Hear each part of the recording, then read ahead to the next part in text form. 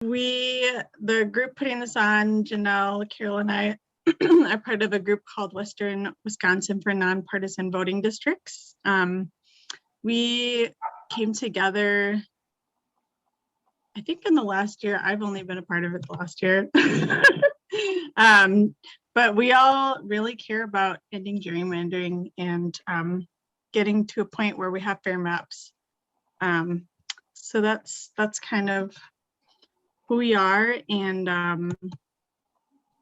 I'm Kathleen Hobart. I lead the referendum and resolution team, and I'll be talking more about what those are. But I'll also say about myself that before I joined this group about a year ago, I didn't know that much about gerrymandering. So I'm still kind of a gerrymandering baby myself, and I've learned so much in the last year, and it's personally become one of my top issues that I care about, because I really feel like in order for, I guess my main goal is that I really want to see people thrive in Wisconsin, and I feel like that won't be able to happen until we end gerrymandering and we can really make sure that everyone in the state is heard by their legislators. So that's kind of why I got involved. And then Carol is also going to be leading with me, so she can introduce herself. I'm Carol Skinner. I am an attorney in Hudson, Wisconsin, and also volunteer. I'm the legal liaison, which is a fancy way of saying I'm not in any group right now, and I'm just trying to help out anyone who needs it, which means I'm writing some postcards and making some phone calls and doing what I can. When there's a case, then there's a couple cases that are winding their way through things, and so I try to keep on top of that and then let the group know what's going on. There was a case that they're trying to, the party in charge right now wants to get the Supreme Court to directly address the case rather than having it start in the lower court. So that's one of the, we won't get into that because it's kind of complicated. And then there's also HR 1, which you guys might have heard of, which we'll touch on later today also, which is a little bit of legal junk too. So that's, I'm really interested in this because I also think that because the people that are allegedly serving us aren't hearing us at all, and that's what I'm not happy about. So I want that to change. So that's me.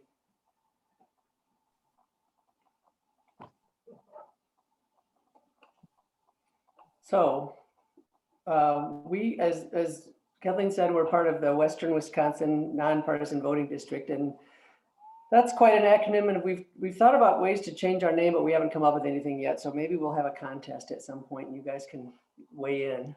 But who we are just, it's grassroots. We're part of the Pierce County Grassroots Organizing Effort, which was launched in July of 2020.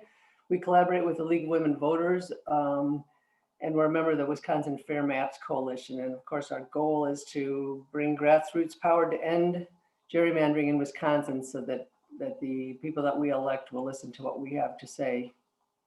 That's who we are. So what we're going to be doing in this presentation is basically talking about gerrymandering, what exactly it is, and how it impacts us.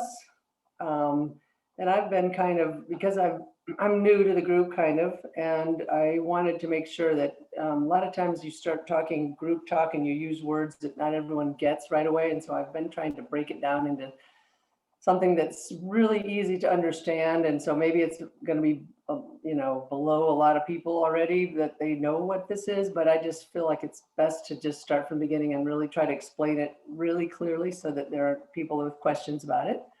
And also my goal is to let you know, no question is too dumb. So any question you have, we want to hear about it. We're going to talk about questions and answers at the end.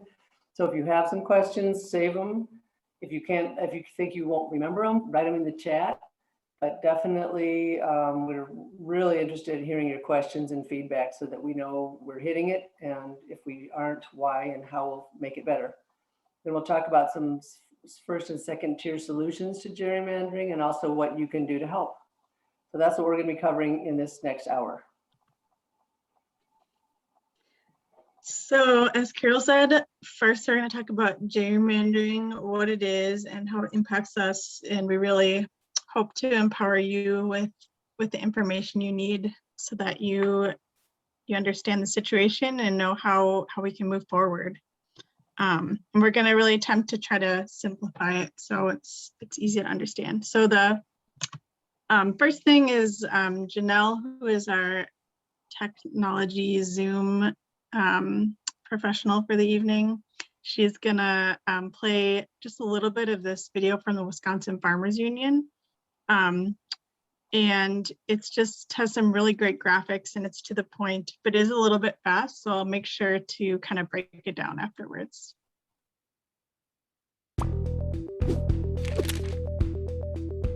Over the last several years, Wisconsin has repeatedly made national news for having some of the most gerrymandered maps in the nation. Let's take a look at what that means. State lawmakers represent the people who reside in a defined area called a legislative district. Wisconsin's legislative districts, created by the majority party in the legislature in 2011, were found by federal courts in November 2016 and in January 2017 to be an unconstitutional political gerrymander that unfairly dilutes the votes of over half the state's citizens in violation of both the First and the 14th Amendments of the U.S. Constitution.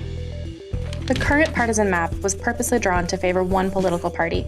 Using computer modeling and sophisticated data algorithms, legislators in the majority party pack voters of the opposing party into as few districts as possible, so the minority wins big in those districts, but doesn't win many overall. On top of creating some oddly shaped districts, this also sets the stage for extreme partisanship. Elected officials don't hear from constituents with other points of view because they've all been drawn into other districts. In fact, the districts have been drawn to so heavily favor the incumbent that new candidates don't even bother to run for office. In 2016, 38 of 99 state assembly candidates ran unopposed in the general election. For democracy to thrive, we need competitive legislative districts and real elections. Not only does partisan gerrymandering poison our democracy, it's expensive, and Wisconsin taxpayers are footing the bill. Rather than drawing fair, nonpartisan districts, Wisconsin has spent over $4 million to defend the current gerrymandered maps. Tax dollars should be used for public needs like roads, schools, and infrastructure, not to defend political battles the majority of citizens do not support.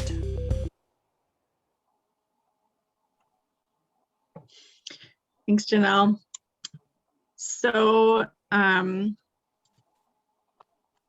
just going to go through some of the main points from the video. So the first thing is just the idea that because of gerrymandering, legislators are really unaccountable to their constituents. Since the maps were drawn in 2011 so that most incumbents could not lose because they gerrymandered the districts in order that there was basically no way that they would lose the election. So because they can't lose, they're not really accountable to any of their constituents. It doesn't matter what party they're a part of. They don't have to listen because they can't lose as long as these maps are in place. Their job is secured for 10 years, pretty much. So that's one of the first issues. It also decreases competition because of how, like I was saying, that the maps have been drawn so that the incumbents' jobs are basically safe for 10 years. It's kind of harder to get people to run against them if they know there's pretty much no chance that they're going to win. And so it just decreases competition. And then fewer people run for office. The next thing is it deprives Wisconsinites of equal representation. More people might in the whole state vote for the minority party, which is the party that doesn't have as much power right now in our government. But the majority party is still going to hold more legislative seats because of gerrymandering, like I said, because they basically can't lose their job for 10 years because it's secured. And so it doesn't really matter how many people, vote one way or another as things fluctuate from year to year, or election to election. So it really, people aren't really equally represented the way that they're voting. Another thing is that it's just really expensive. Partisan district maps have resulted in super expensive court battles. And we're the ones paying for it. Taxpayers have paid over $4 million to defend the current gerrymandered maps. I think they said that in the video too. Whereas they could have just drawn fair maps, and then we could have used $4 million to make better roads or fund our schools, or there's a million other things that we could do that would be helpful to us. So we're wasting our money.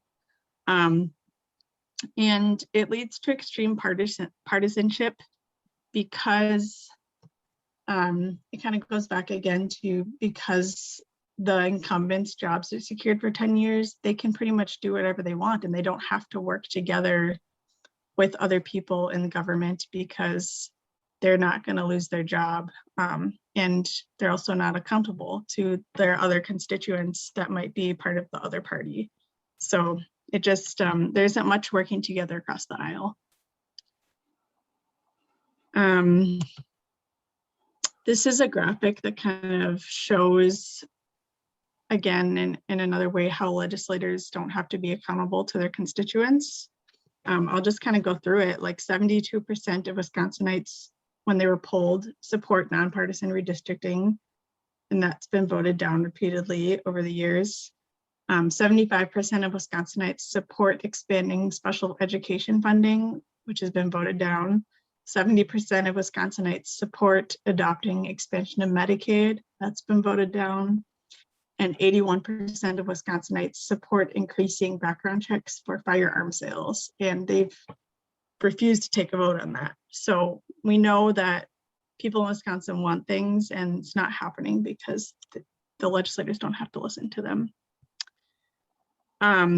So next we're going to watch this video. It's a pretty great example showing how you can draw maps in ways that can favor one party or the other, and also shows how you can draw maps in a way that's fair. So just let Janelle play that. Partisan redistricting, or gerrymandering, is about fractions, percentages. These coins represent voters in an evenly divided state, 50 dimes, 50 pennies. They elect 10 representatives. That means each district map must contain 10 coins. Of course, real people don't live in neat rows, so let's mix them up. This is our hypothetical state. Let's see what happens if the dimes draw the maps. 10 coins in each district. So first thing we do is pack the pennies. Give them 2 safe districts, but pack them solid. The remaining 8 districts are won by the dimes, by smaller but still comfortable margins. The dimes win 8 districts and the pennies win 2. The dimes overwhelmingly control the legislature. Of course, if the pennies drew the district lines, the opposite could happen. Let's rig it for the pennies. For the pennies, we pack the dimes into 2 safe districts and crack the remaining 8 districts and win by the same margin, 8-2. Well, now that we've destroyed democracy, let's consider how this would look if the maps were drawn based on compactness and keeping communities of interest together. You get evenly divided districts in an evenly divided state. There are some that go heavily dime, there are some that go penny, but that's to be expected. People live where they live, and that's what democracy is about. It's not about party bosses rigging elections for them.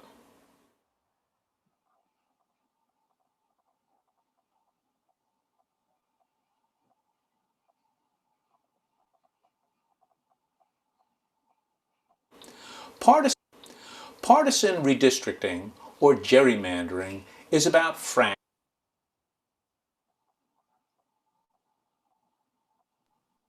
Thanks, Janelle.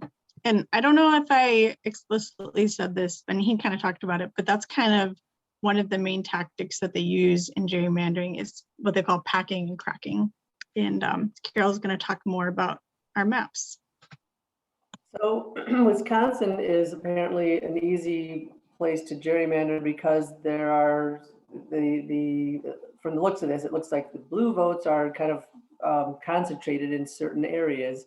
So just like the pennies, it's easy to put those areas all together so that you have a couple really blue areas, but then all the rest of the state is red or pink or whatever color. And so therefore, because of the way Wisconsin happens to be made up, it's easy to gerrymander. So it's, you know, that makes it even more important to make sure you're not redistricting districts by politics, and instead by communities of interest.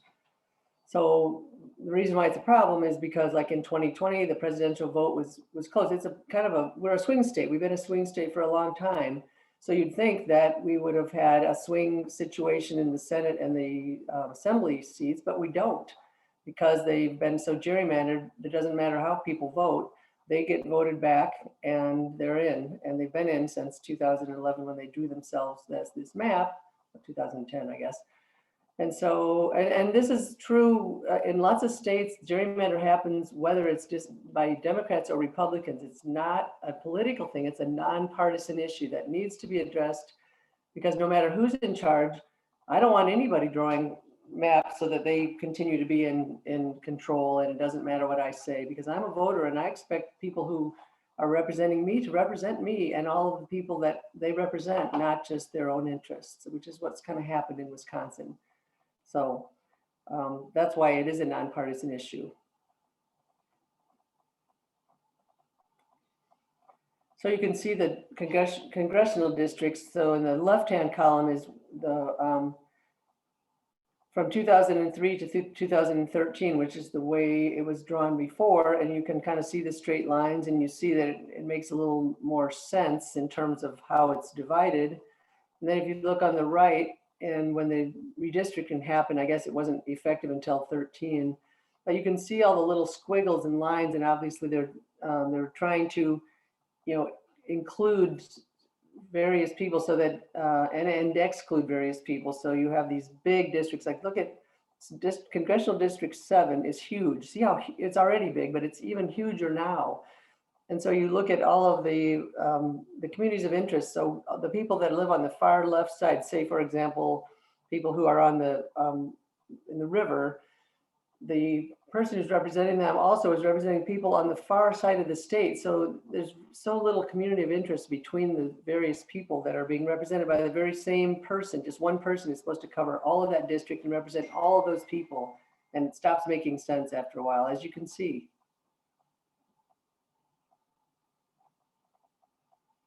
So then you can look at the counties and see how they're divided. So Dunn County, Dunn County is the size that could actually be its own congressional district or assembly district. But instead, it's got all of these different, Dunn County itself has, it's part of 29, it's part of 93. So there's a bunch of different persons who live in Dunn County are represented by more than one representative. So the community of interest of Dunn County is represented by more people. So if they want to have something happen, they have 2 or 3 representatives to contact in order to make their voices heard. So that doesn't make it really much sense. And actually there's 4 districts in Dunn County. And the next slide will show you St. Croix County, and it's also the same deal, where instead of just having 1 representative, St. Croix County has 4 representatives that are responsible for the people in that district. So it doesn't make sense to have this many representatives when in fact you can have 1 representative, and then you can have 1 representative in Polk, for example, which the community of interest in St. Croix County is different than those in Polk. So it doesn't make sense to have all these different divisions, because it's not representing the community of interest that we need, the way we need it to. Well, that's kind of confusing, but it's the best I can do.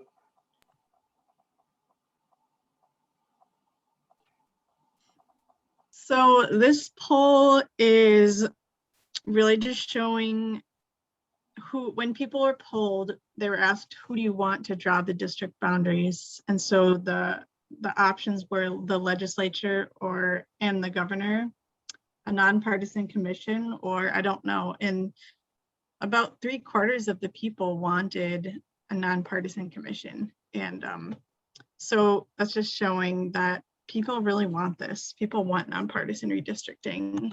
And another way to show that is on the next slide, we have this map of Wisconsin, and it's kind of small, but basically it's showing which counties in Wisconsin have passed either a referendum or a resolution or both. And I'll kind of go through what those are. Referendum is non-binding, and it's where residents get to vote on their ballot whether or not they want to see a nonpartisan procedure for drawing the maps. And then it's non-binding, but it's kind of just sending a message of we want this. And all the referendums have passed, a lot of them with a pretty large majority.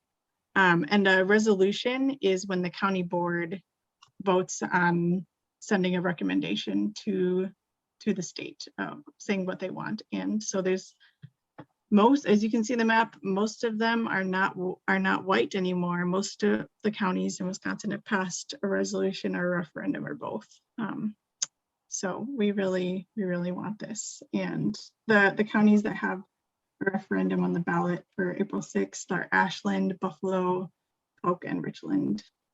So we're gonna have even more colors on this map, which is exciting.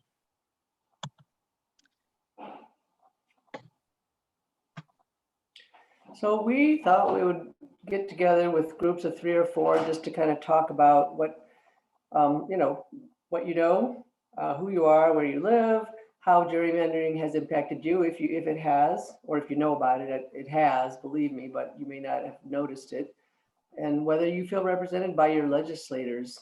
And if you have specific questions, we can talk about them in small groups if you want to, and then if you want the question answered as a large group, put it in the chat or just save it, because we have a question and answer afterwards. So Janelle is going to be kind enough to put us in groups of 3 or 4 for 8 minutes, and we can kind of chat. Here we go. Well, and yeah.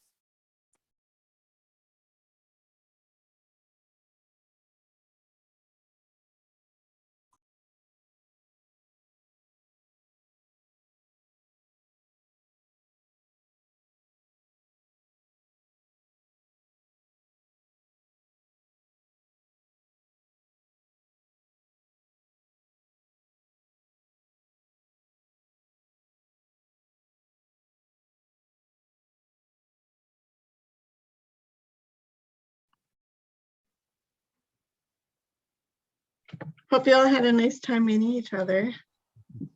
Yes.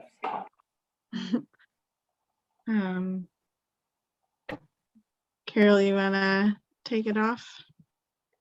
Take 2 ways to end gerrymandering this year. So there's a couple things that are in the process. One of them is the People's Maps Commission, which the governor formed, which is a nonpartisan group of people that have been going around the state, all of the districts, and hearing testimony and listening to what people have to say about what they want in maps and how the gerrymandered maps have affected them. So their assignment is to prepare maps for the legislature to consider for both the congressional and the state Senate and Assembly maps.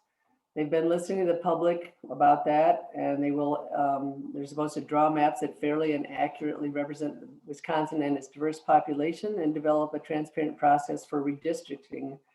They've been listening not only to people, general lay people like us, but they've also been listening to experts to fully understand how many options there are for Wisconsin and help them figure out how to draw maps that are fair for everyone and nonpartisan. So that's what they've been doing, and they will eventually draw those maps, and then we'll have to talk about that in a few minutes.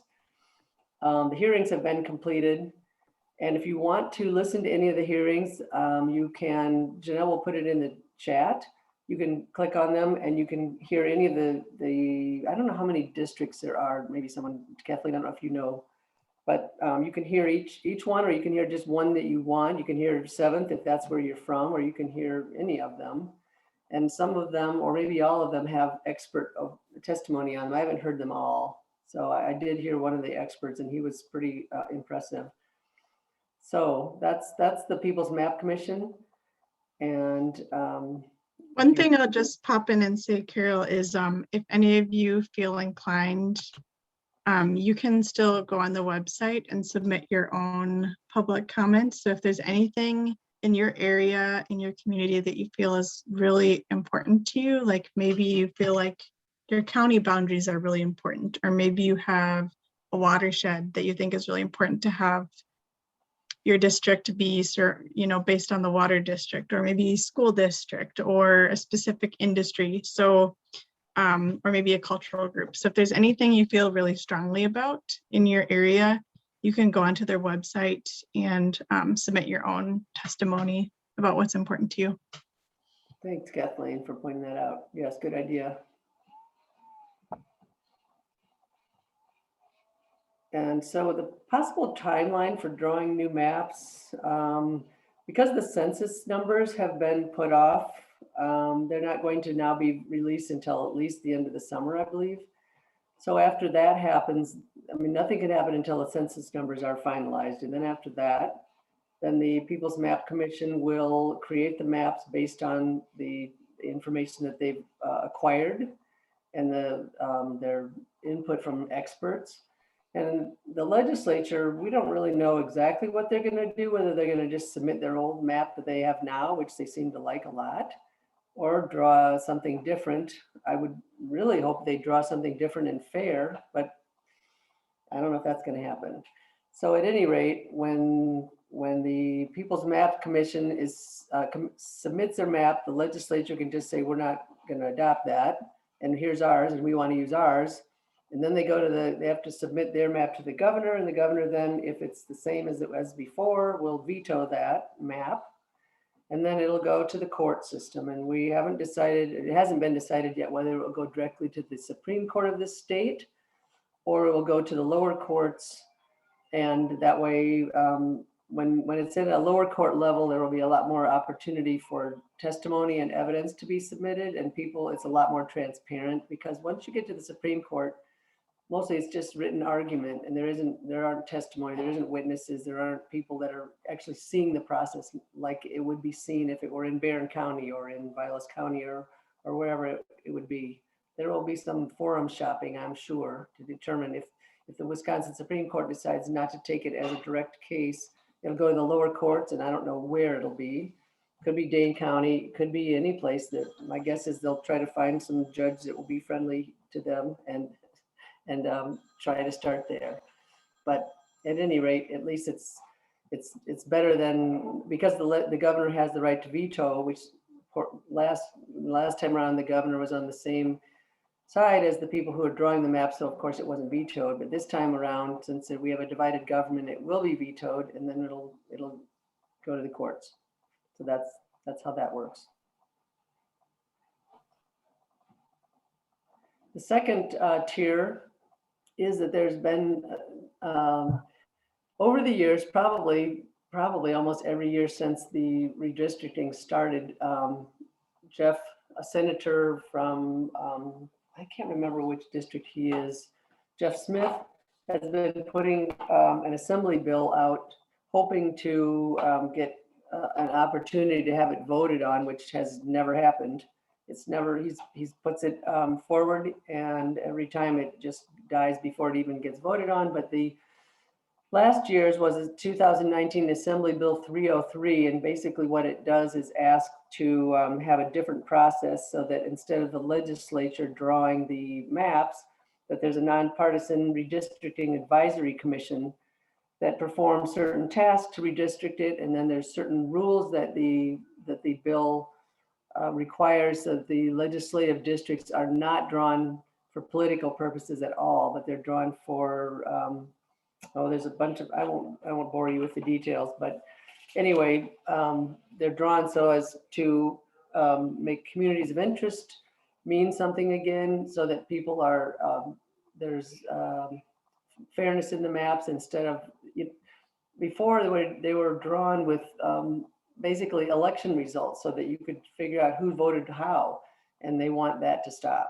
This bill wants that to stop, and so does 76% of most Wisconsinites want that to stop. So he's going to submit the bill again. It hasn't been submitted yet, but when it does get submitted, we're hoping to get some co-sponsors of the bill, and if we could find some Republican support, which would be great, because it is a nonpartisan effort. If we could find enough Republican support to co-sponsor the bill, it might get onto the floor and it might get voted on. So that would be super great. And the way that happens is everyone contacts their congressperson, their legislatures, and tells them that they personally are in favor of this bill. And even if you seem like, why should I make a phone call? They're just gonna, it's gonna be dumb. It isn't, because all of that stuff is trackable. So however many calls these Congress people and legislators receive, however many emails they receive, that's all something that we can gather, and we can say, look, 75% of the Wisconsinites contacted you and said they don't want this, and then you did this anyway. So it's something, and it's a way to get involved. It doesn't take very long. So contacting your Wisconsin Assembly and Senate representatives is really important. In the chat and right here, you can figure out who your legislator is, and you ask them to co-sponsor the bill, ask them to support the new legislation, and it works. I mean, it's something that we can do. It's not hard, and I urge everyone to do it. It's a phone call or an email. And in fact, there's some language that on the site, and Janelle will put it in the chat. There's a script that's already been written. You can just use it. It says, hello, I'm so-and-so from wherever you are. I'm calling because I care about having fair, nonpartisan voting districts in Wisconsin. I want to see an end to gerrymandering. And then it goes on. I didn't like that 18 out of 99 assembly seats and 5 Senate seats were unopposed in the 2020 election because the districts are drawn to give such a lopsided advantage to one party. That doesn't make sense for the other party to put up a candidate. That's sad, and that's not democracy. So we have it all written out for you. If you want to use a script, it's all there for you. Just get it in the chat and get it out and use it.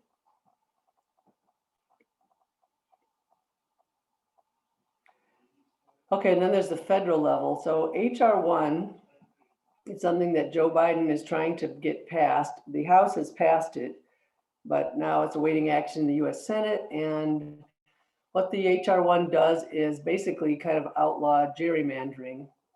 You can see what it requires the states to offer same-day registration, early voting option for at least 15 days. Automatic voter registration is established. It expands the option to vote by mail. It requires online voter registration to happen in each state. It restricts purging of currently registered voters. It makes Election Day a federal holiday. Hello, that's so obvious. And allows felons to vote once they leave prison. So all of these things are things that I can't imagine people don't get behind, because everyone wants an equal right to vote. And so when you're making it hard, it doesn't make any sense, because how can you possibly want to make it harder to vote when the whole point is to make it easier to vote so that everyone can vote? The idea that there's a bunch of fraud happening, that's been just so debunked. There isn't fraud happening. And so that's been the basis for all of the efforts to suppress vote, saying that there's fraud. There isn't. So HR 1 is awaiting action in the US Senate, and I think there's talk now of either eliminating or at least reducing somehow the filibuster so that this HR 1 has a chance of passing.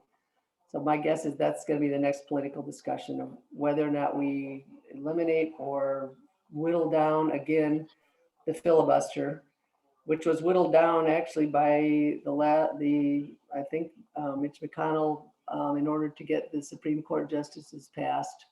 So it's not the first time that the filibuster has been changed. It might be changed again. I don't know, but that's the status of HR 1 right now. It's awaiting action in the Senate.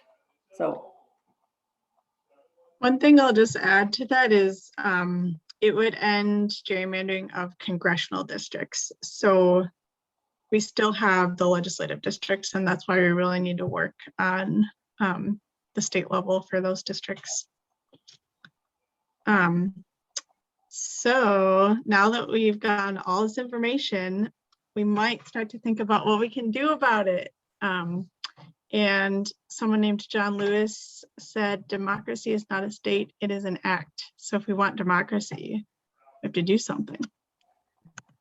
So some things you could do, Carol already mentioned, you can contact your legislator and ask them to support nonpartisan redistricting legislation.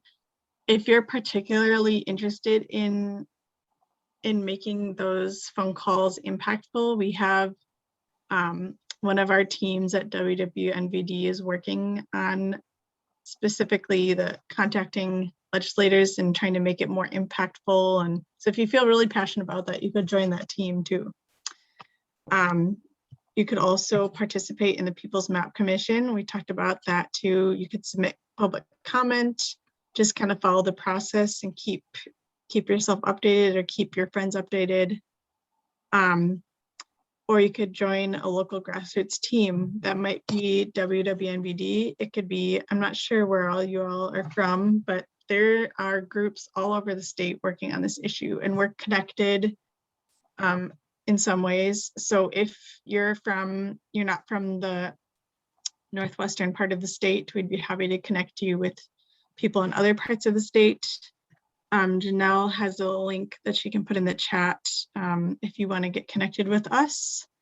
If you're interested, I mentioned we have a legislation team. We also have referendum teams in Polk and Buffalo County. That's coming up pretty quick, but we still have, like in Polk County, we're still going to have a few rallies, just letting people know about the referendum. There's still things to do there. So if you're excited about that, you could reach out to us, or there's a couple other teams like social media team, or people who want to communicate about the People's Maps Commission to the public. So if you want to get more involved in a small way or in a big way, there's a place for you. So you can just reach out to us.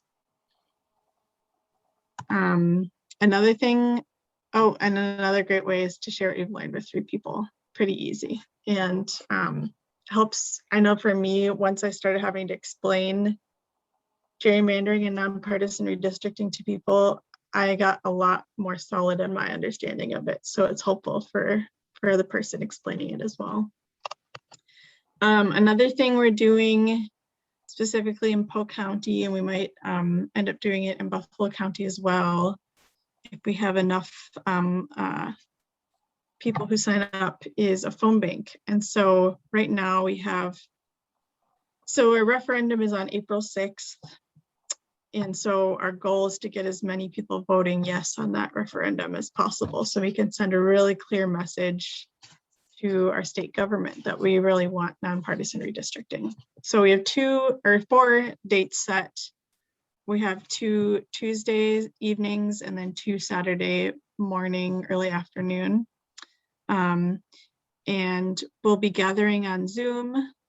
So we'll gather together. There'll be a simple script. We'll take some time at the beginning of every session to practice the script, make sure everybody's comfortable with the calling system.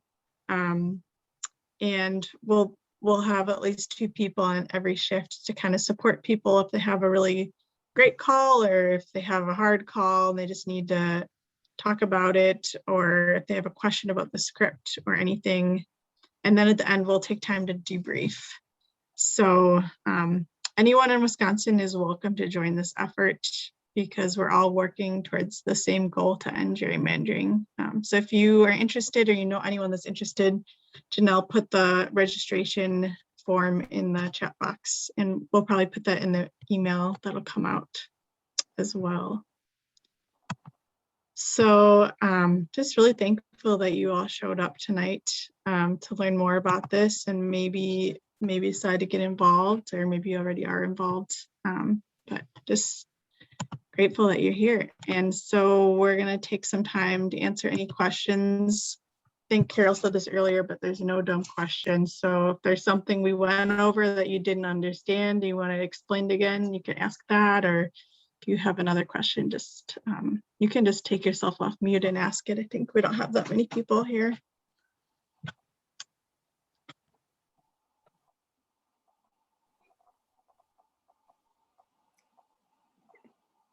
You're welcome, Terry. You know, it seems like a lot to think about, because it seems like, oh, you know, how do we do this? You can't even get anyone elected. But I think about this kind of like I look at, I'm a big civil rights person, and I look at the history and the struggle of the Civil Rights Act and how difficult it was for so many years. And ours is easier than that, right? We can do this. We got this. We just need a bunch of people to do. I mean, a lot of hands make light work, right? So tell your friends. The more the merrier. You know, the more people we have calling, the more people we have writing postcards, the more people we have contacting legislators to tell them how, you know, that we want them working for us. It's going to work. It's just got to work. It's just going to be a groundswell. We just have to be part of that groundswell. So what else are you going to do with us Tuesday night from 5:30 to 8:30, right? And You're gonna make calls with me?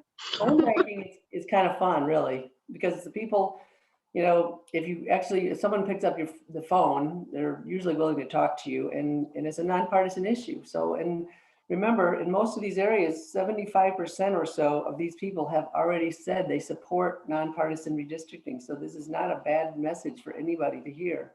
So you just let them know, hey, there's a referendum coming up. Did you know that? No. Well, here's what the deal is. Here's the referendum. Vote yes. That's it. Most of the people thank you for calling them. I promise.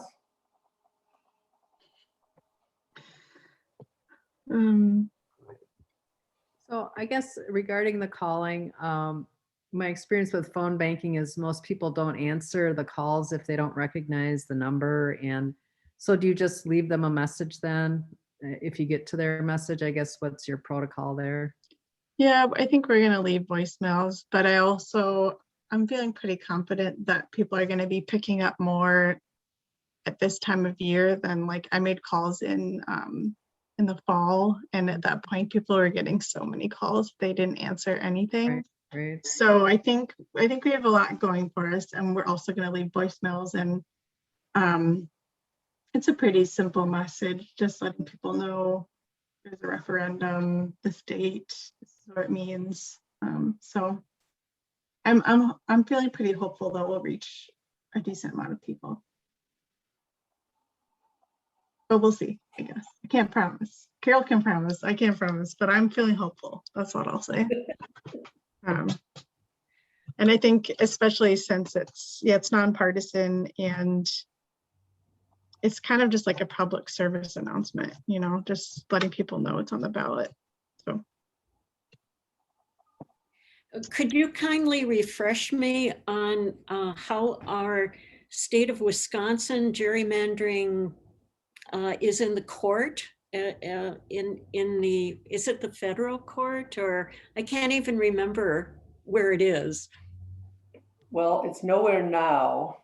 So there was just there is one issue that the current legislature wanted to try to have the case directly heard by the Supreme Court of the state rather than start in the lower courts. And the people who want fair maps objected to that. And so that is being decided by the state Supreme Court right now, whether or not it'll start at the Supreme Court or start in the lower courts. But we know that there is going to be a court case coming because the legislature will almost certainly not agree to accept the map drawn by the nonpartisan commission, and the governor will almost certainly not agree to accept the map drawn by the legislature. So therefore, they're going to have a showdown, unfortunately. So that's where it's going to be, but it isn't really there yet, except for that one little issue about where it's going to start. Does that make sense? Sorry, I'm getting over a throat. Just cold. So, other questions? Good. I'm glad you guys. I'm really glad you guys came. I really appreciate your time, and I hope that we hear from a bunch of you in terms of signing up for some stuff. And everything that Janelle will send an email tomorrow to all the people who registered. So in case you did register and didn't get here, you can hear it tomorrow. She'll send you a link. And for all of the information that we've covered, she'll send you links to a lot of that stuff too, so that there'll be all kinds of info for you. And then you think about it. And then you press yes on the button about whatever, phone banking or postcards or whatever. If you have any short comments too, feel free to share that before you go, or any takeaways or things you're feeling hopeful about.